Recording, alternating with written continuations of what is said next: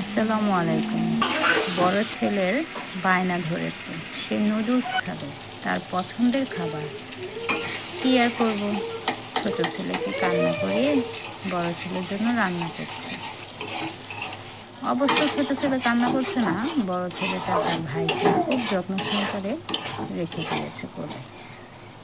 এমনই করতে হয়, আমার বাচ্চাটাকে কেউ ধরার নেই, তাই আমার বড় ছেলে তার ছোট্ট ভাইটিকে সারাক্ষণ এভাবেই যত্ন করে রেখে দেয়। আবার যখন কান্না করে তখন তাকে এমন করেই আগলে ধরে রাখে। সবাই দোয়া করবেন আমার দুই বাচ্চাদের জন্য। কেমন? আর নুডলস রান্নাটা কেমন হলো কমেন্টে জানাবেন। ওই যে দেখুন আমার বাচ্চা কান্না করছে, যাই তাকে এখন নিতে হবে। সবাই ভালো থাকবেন, আল্লাহ হাফেজ।